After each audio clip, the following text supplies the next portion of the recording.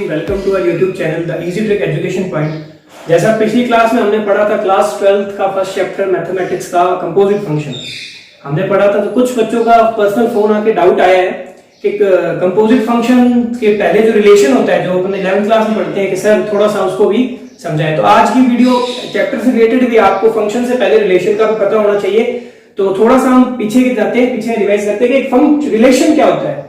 Relation आप हिंदी में बोले तो संबंध मतलब एक मतलब अगर आपका आपके भाई से संबंध, आपका जो छोटा भाई है बड़ा भाई आपका वो भाई है, ये आपके बीच में एक संबंध है, ये आपके बीच का एक रिलेशन है। तो मैथमेटिक्स में भी रिलेशन उसी प्रकार से है कि दो एलिमेंट्स, दो तत्वों के बीच में क्या संबंध है।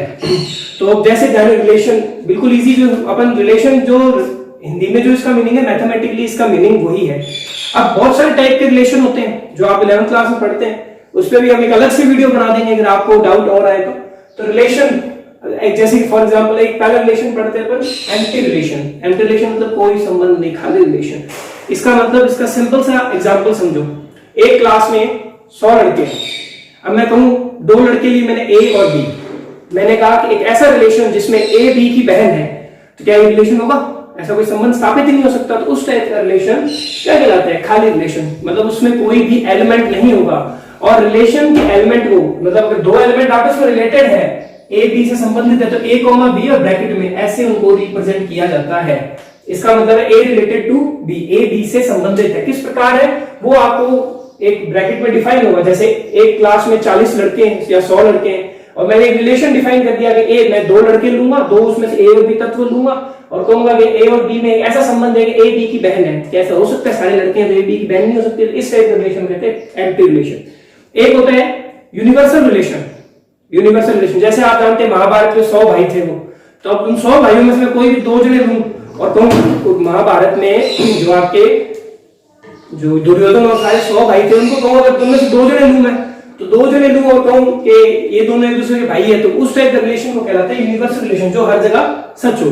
मतलब उन 100 में से कोई भी दो कैंडिडेट अगर अपन उठा ले तो एक दूसरे के भाई हुए, तो ये उसका एक एग्जांपल है।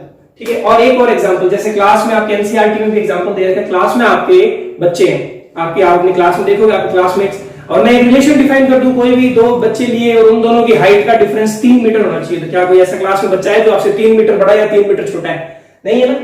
ऐसा तो ऐसा मतलब सारे बच्चे लेंगे। तो देखो क्या लिखा है कि अपन एक ऐसा रिलेशन डिफाइन करते हैं कि height difference is not more than 3 metre. Not आएगा, नॉट मोर 3 मीटर ज्यादा हाइट डिफरेंस नहीं होना चाहिए। तो मतलब उसमें सारे बच्चे आ जाएंगे। कोई भी दो बच्चे लो, किसी भी दो बच्चों का हाइट डिफरेंस 3 मीटर नहीं हो सकता एक ही क्लास के। तो इस मतलब इस क्लास में कोई भी दो बच्चे लूं वो उस रिलेशन में सेट बैठते हैं। मतलब अगर मैं कोई भी चाहे लड़का हो चाहे लड़की हो उनको लिया तो क्या उनकी हाइट का डिफरेंस 3 मीटर होगा? नहीं होगा। मतलब वो इस यूनिवर्सल रिलेशन है। मतलब ये संबंध जो मैंने बताया है, कौन सा संबंध? कि दो एलिमेंट्स, दो तत्वों के बीच के हाइट का डिफरेंस कितना होना चाहिए? 3 मीटर नहीं होना चाहिए, 3 मीटर से कम होना चाहिए। तो बिल्कुल ये संबंध 3 मीटर से कम हाइट का संबंध सब पे लागू होगा। तो ये सब पे लागू, जो सब पे लागू हो रहा है उसको कहते हैं यूनिवर्सल। नाम से क्लियर है, यूनिवर्सल रिलेशन, हर जगह लगने वाला रिलेशन। अब कुछ स्पेशल टाइप के रिलेशन और होते हैं रिफ्लेक्सिव, सिमेट्रिक और ट्रांजिटिव। रिफ्लेक्सिव, सिमेट्रिक, ट्रांजिटिव और इक्विवेलेंस। सबसे पहले अपन पढ़ते हैं रिफ्लेक्सिव। रिफ्लेक्स का मतलब रिफ्लेक्शन, खुद का खुद में। कांच में आप देखते हो खुद का खुद में रिफ्लेक्शन दिखता है, तो खुद का खुद से जो संबंध होता है उसको कहते हैं रिफ्लेक्सिव संबंध। सिमिलरली सिमेट्रिक, सिमेट्रिक मतलब सममित कहते हैं जिसे। इसमें दो एलिमेंट लेने होते हैं, दो तत्व लेने होते हैं जो आपस में कुछ इस तरह डिफाइन होते हैं कि ए और बी उस संबंध में है, ए और बी भी उसी संबंध से और बी और ए भी उसी संबंध से। अगर अपन कैसे करें, इसका सीधा एग्जांपल लें तो वही अभी मैंने समझाया, कौरवों के 100 भाई, तो उसमें अगर मैं दो भाइयों को लूं तो ए बी का भी भाई है और बी ए का भी भाई है। तो मतलब ए रिलेटेड टू बी भी उसी प्रकार से और बी रिलेटेड टू ए, दोनों टाइप तो सेम है। बी जो है, ए जो है बी का क्या है? भाई है। सिमिलरली बी भी क्या है? ए का भाई है। तो ये रिलेशन दोनों साइड से मतलब बराबर होल्ड कर रहा है। तो इस टाइप के रिलेशन को क्या कहते हैं? इस टाइप के रिलेशन कहते हैं सिमेट्रिक रिलेशन। इस टाइप के संबंध को कहते हैं सिमेट्रिक रिलेशन। तीसरा पांचवा टाइप आता है आपका ट्रांजिटिव। ट्रांजिटिव क्या होता है? ट्रांजिटिव का मतलब होता है, एक बार आप डेफिनेशन सुनो, ए बी से रिलेटेड है, मतलब ए का बी से संबंध है, ठीक है, डन। बी का किसी सी से संबंध है, ठीक है, तो जो ए होगा वो भी सी से उसी प्रकार संबंधित मतलब रिलेटेड होगा जैसे ए बी और बी सी है। देखो ए बी से, बी सी से, और ए और सी भी, फिर उसके बाद ये दोनों कंडीशन होगी, ये दोनों कंडीशन प्रेजेंट होगी, उसके बाद ये कंडीशन आपकी अप्लाई होगी, ये दोनों कंडीशन होगी, उसके बाद वो कंडीशन आपकी अप्लाई होगी। तो इस टाइप के रिलेशन कहते हैं ट्रांजिटिव रिलेशन। अब आपको एक बेस्ट एग्जांपल देते हैं अपन, उससे पहले इक्विवेलेंस रिलेशन समझते हैं। इक्विवेलेंस का मतलब ये तीनों रिफ्लेक्सिव, सिमेट्रिक और ट्रांजिटिव, तीनों जब साथ हो जाएं तो उस टाइप के रिलेशन कहते हैं इक्विवेलेंस रिलेशन। बहुत इंपॉर्टेंट रिलेशन है, अपने क्वेश्चन भी आएंगे, प्रूव दैट, इसको इक्विवेलेंस प्रूफ करो, ये क्वेश्चन आएंगे अपने। तो इसका सबसे बेस्ट एग्जांपल आपकी एनसीईआरटी में गिवन है, सेट ऑफ कॉन्ग्रुएंट ट्रायंगल। उसमें मैंने दो लिए, T1 T2 दो ट्रायंगल है, और मैंने कहा कि T1 और T2 आपस में क्या है, कॉन्ग्रुएंट है। तो ये देखो, इसको थोड़ा ध्यान से समझना यहाँ पे, इसको नोट करना हो तो आप वीडियो पॉज करके पीछे से आराम से आप नोट कर सकते हैं इसको यहां समझो। जैसे मैंने ट्रायंगल का रिलेशन लिया, मैंने कहा कि मैं दो ट्रायंगल लूंगा T1 और T2, ऐसे लूंगा कि दोनों आपस में क्या होंगे, T1 T2 से रिप्रेजेंट करो ट्रायंगल है, कॉन्ग्रुएंट होंगे, जो आप बचपन में पढ़ते हो ना कॉन्ग्रुएंसी, वो है। तो अगर मैं दो ट्रायंगल लूं, अगर मैं एक ट्रायंगल लूं, ये ट्रायंगल लिया मैंने, क्या ये खुद के कॉन्ग्रुएंट नहीं है? कोई खुद के कॉन्ग्रुएंट, कॉन्ग्रुएंट का मतलब क्या होता है? कॉन्ग्रुएंट का मतलब होता है जैसे मेरे दोनों हाथ एक दूसरे को एग्जैक्टली कवर कर रहे हैं, कॉन्ग्रुएंट हुए। जो एकदम एक दूसरे के एग्जैक्ट कॉपी होते हैं वो होते हैं कॉन्ग्रुएंट। अगर तो मतलब खुद की कॉपी तो होगा ही, एक ट्रायंगल अपने खुद के कॉन्ग्रुएंट तो होएगा ही, ऑब्वियस बात है। अब ये मान लो ट्रायंगल आपका T1 है, ये ट्रायंगल आपका, ये भी T1 है, तो ये तो एक दूसरे कॉन्ग्रुएंट होंगे, ऑब्वियस बात है, सोचने की कोई बात ही नहीं। अब मैं कोई दो ट्रायंगल, जो छोटी क्लास में प्रूफ करते हैं, दो ट्रायंगल कॉन्ग्रुएंट प्रूफ करो, तो अगर दो ट्रायंगल आपस में कॉन्ग्रुएंट है, ये ट्रायंगल आपका T1, ये ट्रायंगल T2, ये दूसरे T1 T2 है, वो समझ गए आपने, अभी दूसरी बात है। अगर ये आपस में कॉन्ग्रुएंट है, अगर मैं ऐसे बोलूं कि T1 कॉन्ग्रुएंट है T2 के, या मैं बोलूं T2 कॉन्ग्रुएंट है T1 के, क्या फर्क पड़ता है? मैं अगर इस सेट को ऐसे डिफाइन करूं T1, T2, या मैं इसको डिफाइन करूं T2, T1, both are same, दोनों सेम है आपके, दोनों बातें आपकी एग्जैक्टली सेम है। T1 T2 के कॉन्ग्रुएंट है, T2 T1 के भी कॉन्ग्रुएंट है। सिमिलरली आप अपन लेते हैं तीन ट्रायंगल का एग्जांपल, जो आपको ट्रांजिटिव रिलेशन समझाएगा, ध्यान से समझना, बहुत इजी है, कुछ हार्ड नहीं है। ट्रायंगल लिया मैंने T1, ये मैंने ट्रायंगल लिया T1, ये ट्रायंगल लिया मैंने T2, ये ट्रायंगल लिया मैंने T3, ये मेरा T1, ये मेरा T2, ये मेरा T3।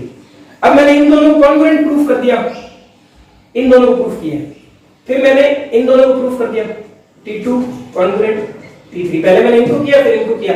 तो आप खुद देखो ना, कॉन्ग्रुएंट मतलब एग्जैक्टली सेम, ये इसके एग्जैक्टली सेम है, एकदम क्या है, सेम है, और इसके सेम टू सेम ये है। तो ये तो कोई बच्चा भी, छोटी क्लास का बच्चा ही बता देगा, ये दोनों भी आपस में बार बार ये जो है, ये भी आपस में क्या होंगे, सेम होंगे, तो T1 ऑटोमेटिकली कॉन्ग्रुएंट हो जाएगा T3 में। तो ये आपका उस टाइप का रिलेशन हो गया कि T1 related to T2, T1 T2 से संबंधित है, T2 T1 से उसी प्रकार संबंधित है। ये दो कंडीशन थी, तो इससे हमें दिस इंप्लाइज, इस साइन का मतलब होता है दिस इंप्लाइज, इससे हमें ये भी पता लग गया कि T1 है वो T3 से भी उसी प्रकार संबंधित है। ये तीनों कंडीशन जब फॉलो होगी तो ये रिलेशन जो हो गया ये ट्रांजिटिव भी हो गया। तो जैसा आपने देखा कि एक ही रिलेशन आपका transitive, reflexive as well as symmetric तीनों हो सकते हैं। जब वो तीनों कंडीशन फॉलो करे तो उसका एक अलग नाम हो जाता है, उसको कहते हैं अपन इक्विवेलेंस रिलेशन। क्या कहते हैं? इक्विवेलेंस। पढ़ रहे थे रिलेशन। अब रिलेशन में आपने रिलेशन के टाइप्स देख लिए, कितने टाइप के, जिसमें आपको मेन बता रहा हूं, रिफ्लेक्सिव खुद का खुद से रिलेशन, सिमेट्रिक ए का बी से, जिस प्रकार ए बी से रिलेटेड है उसी टाइप से बी ए से रिलेटेड होना चाहिए और वो उस रिलेशन में डिफाइन होना चाहिए। तीसरा ट्रांजिटिव, ए बी से रिलेटेड है, ए बी से संबंधित है, बी सी से संबंधित है, ठीक है, तो तब ए सी से भी संबंधित होना चाहिए, ए सी से भी रिलेटेड होना चाहिए, ये होता है ट्रांजिटिव। और कोई रिलेशन इन तीनों शर्तों को फॉलो करे वो होता है इक्विवेलेंस रिलेशन। तो एक अपन एग्जांपल लेते हैं, जैसे मैंने एक सेट लिया 1 2 3, तीन एलिमेंट का मैंने सेट लिया, मैंने तीन एलिमेंट का सेट लिया और एक रिलेशन बनाया उसके खुद का खुद में, इन्हीं 1 2 3 का खुद का खुद में मैंने एक रिलेशन बनाया, जो रिलेशन इस टाइप से था 1 1 2 2 3 3 1 2 2 3। ये उस रिलेशन के अंदर प्रेजेंट जितने भी एलिमेंट है, देखो ये एक एलिमेंट है ये पूरा, क्योंकि एक से संबंधित है, ये पूरा एक एलिमेंट बना है, तभी इनको ब्रैकेट में रखा गया है। इसके एलिमेंट तो तीन ही थे, इसके एलिमेंट कितने, 1 2 3 4 5। आपने पढ़ा होगा छोटी 11th क्लास में पढ़ा होगा कि आप कार्टेशियन प्रोडक्ट, कार्तीय गुणा करना, उसी से बनता है ये। ठीक है, अब अपने को इसको देखो क्वेश्चन क्या कह रहा है कि क्या है, इसको पता लगाओ ये रिफ्लेक्सिव है, सिमेट्रिक है या ट्रांजिटिव है, क्या है। तो इसको चेक करने का तरीका, रिफ्लेक्सिव का खुद से आपको दिख रहा है वन वन से रिलेटेड तीन एलिमेंट है, ये रिलेशन कैसा है, आर से, आर में तो डिफाइन है, देख लो आर के अलावा 1 2 3 के अलावा कोई दूसरा एलिमेंट नहीं दिख रहा। तो जो अपन ने सेट, सॉरी आर नहीं, अपन ने सेट माना था, अपन ने जो सेट माना था एस माना था, एस से एस में डिफाइन है, ये एस से एस में आपका डिफाइन है, बिल्कुल सही है, कोई दिक्कत नहीं है। अब इसमें देखो सबसे पहले रिफ्लेक्सिव की देखो, चेक करो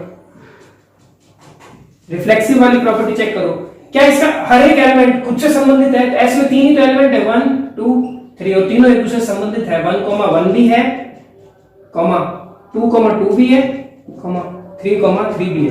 तो ये तीनों के तीनों बिलोंग करते हैं रिलेशन से, आर का रिलेशन है, इससे बिलोंग कर रहे हैं, तो ये रिफ्लेक्सिव तो है। सारे एलिमेंट्स पे चेक कर, तो इस रिफ्लेक्सिव के लिए क्या चेक करना है आपको, खुद से तीन ही एलिमेंट है, 1 2 3, क्या तीनों आपस में एक दूसरे से संबंधित रिलेटेड है या नहीं, ये चेक करना है। देख लो 1 1 से रिलेटेड, 2 2 से, 3 3 से रिलेटेड है। दूसरा अब मैं चेक करना है सिमेट्रिक। देखो मैं शॉर्ट में लिख रहा हूं, आपको फुल लैंग्वेज के साथ लिखा है। Now we have to check the reflexive property. तो सिमेट्रिक के लिए, तो सिमेट्रिक के लिए क्या चेक करेंगे अपन, सिमेट्रिक की आपको डेफिनेशन क्या, पहले डेफिनेशन लिखनी होती है कि ए अगर बी से रिलेटेड है देन बी भी क्या ए से उसी टाइप से क्या होना चाहिए, आपका रिलेटेड होना चाहिए, यही तो होता है। तो देखो अगर आपका 1 2 से रिलेटेड है तो क्या 2 1 है क्या इसमें, देखो तो इसमें कहीं पर भी ढूंढ लो आपको 2 1 नहीं मिलेगा। 2 1 मिल रहा है क्या, कहीं पर मिल रहा है बताओ, मिल रहा है, नहीं मिल रहा ना, तो कहां मिलेगा, क्योंकि ये सिमेट्रिक नहीं है, तो सिमेट्रिक तो ये रिलेशन नहीं है। अब ट्रांजिटिव आपको चेक करने की जरूरत ही नहीं है, क्योंकि देखो यही से रिलेटेड नहीं, तो आगे कहां जाएंगे अपन, आगे जाने का मतलब फिर भी आप देख लो, वैसे आपको दिख भी रहा है ट्रांजिटिव नहीं है। ट्रांजिटिव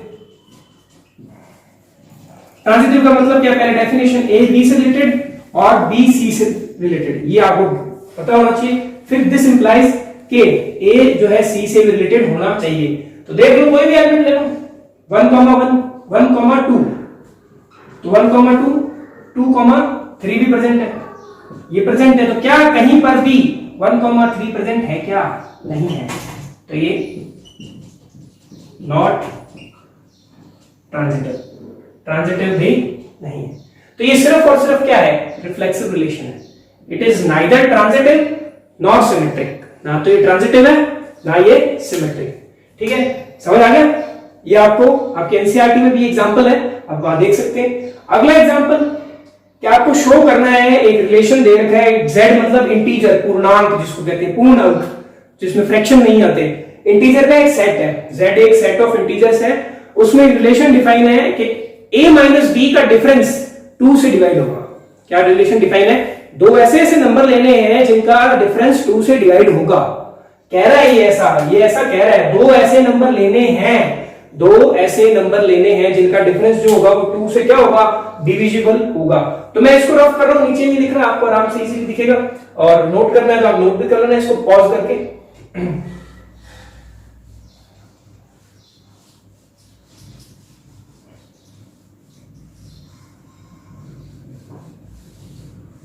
तो अपना क्वेश्चन है, आपको पता है आपने रिलेशन क्या डिफाइन हुआ है, रिलेशन डिफाइन हुआ है कि जो a माइनस बी है वो ऐसे ही लेने हैं कि 2 से क्या हो, डिवाइड हो, इस टाइप से a माइनस बी चकने। और जो आपके a कॉमा b है, देखो such that a comma b आपके बिलोंग्स टू z मतलब इंटीजर,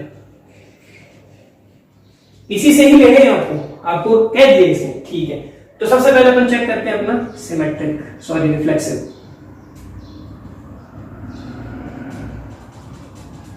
अब ध्यान से देखो, रिफ्लेक्सिव खुद से कोई भी एक एलिमेंट लो, फॉर एग्जांपल फॉर ओवरऑल, इसका मतलब होता है for overall a belongs to z।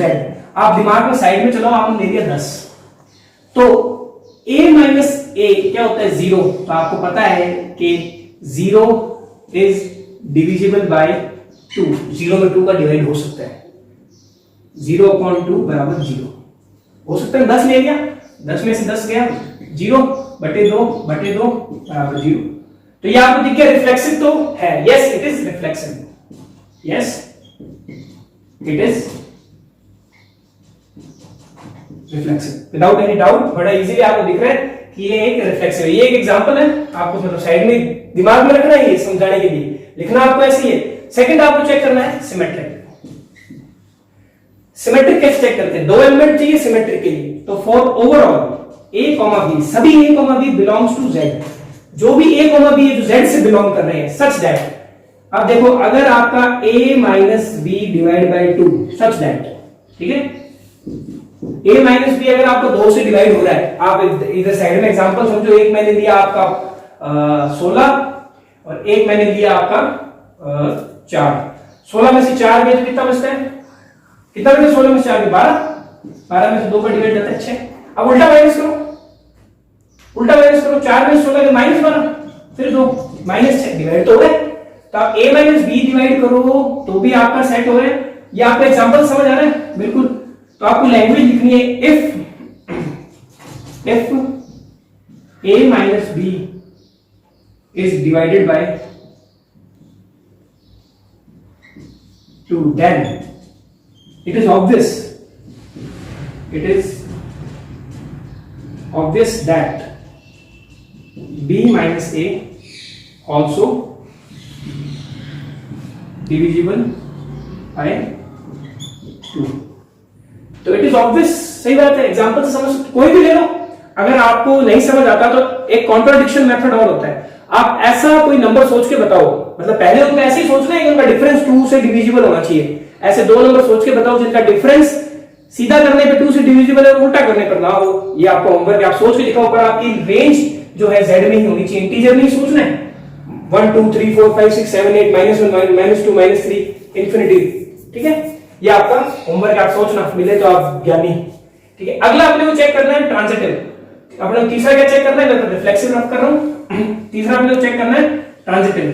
Transitive का मतलब ए बी से रिलेटेड, बी सी से रिलेटेड और ए और सी बी से रिलेटेड। आप एग्जांपल नंबर ले लो 3 10 में अगर अपन 8 माइनस करते हो तो 2 आता है, मतलब तो भी 2 से डिविजिबल। फिर बड़े नंबर ले लो ताकि इजी समझ आए, एक ले लो 20, एक ले लो आप 30, एक ले लो आप 40, अलग अलग लिए 20 30 40।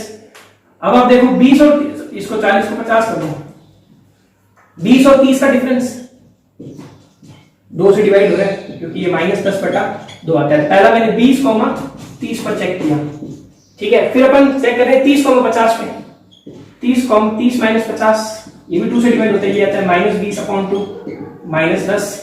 तो दूसरा आपने चेक किया 30, 50, ये भी 2 से डिविजिबल है।